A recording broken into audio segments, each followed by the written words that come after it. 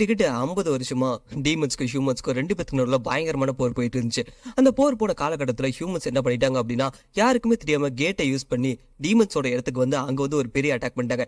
இதனால கோவம் அடைஞ்ச அங்க இருந்த டீமன்ஸும் எனக்கு ஆத்திர அடங்கலங்க அப்படின்னு சொல்ற மாதிரி அவங்களும் எக்கச்சக்கமான கிராமத்தை பயங்கரமா அட்டாக் பண்ணியிருக்காங்க. இதுல வந்து எக்கச்சக்கமான மக்கள் வந்து உயிரிழந்துட்டாங்க. கணக்கே இல்லாத சின்ன சின்ன கிராமத்தை வந்து அந்த டீமன்ஸ் எல்லாம் பயங்கரமா கொன்னு அழிச்சிட்டு இருந்தாங்க. அப்ப அவங்கள தடுக்கிறதுக்கோசரம் ஹீரோஸ் வந்தாங்க. ஹீரோஸ்ல அதுலயும் முக்கியமா சொல்ல போனோம் அப்படின்னா, எப்படி ஒரு அரசருக்கு வந்து ஒரு கூர்வாள் முக்கியமோ அதே மாதிரி இந்த ஹீரோஸ் பார்ட்டிக்கு ஒரு தலைவர் இருந்தான். இவங்க 4 பேர்த்தால தான் சொல்ல போனோம் அப்படின்னா மக்கள் எல்லாருமே நிம்மதியாவே இருந்தாங்க. அதாவது அங்க இருக்கக்கூடிய டீமன்ஸ் எல்லாத்தையுமே வந்து இவங்க 4 பேருமே கொன்றுவாங்க அப்படின்னு சொல்லிட்டு இவங்க மேல எக்கச்சக்கமான நம்பிக்கை வச்சிருந்தாங்க. அந்த நம்பிக்கையோட பிரதிபலனா தான் இப்ப நம்மளோட ஹீரோ வந்து அங்க இருக்கக்கூடிய பெரிய டீமன் லார்ட கொல்றதுக்கோசரம் தன்னந்தனியா அவனோட டீம் மெம்பர்ஸ் இல்லாமே அந்த கோட்டைக்கு போயிருப்பான். ஹீரோவும் டீமன் லார்டோட கோட்டைக்குள்ள போய்கிட்டே இருப்பான். போகும்போது அவன் யோசிச்சுட்டு தான் போவான். கருணையே காட்டக்கூடாது டீமனோட தலையை 2ஆ வெட்டணும் அப்படின்னு சொல்லிட்டு தலைவனு நினைச்சிட்டே உள்ள போய் பார்க்கும்போது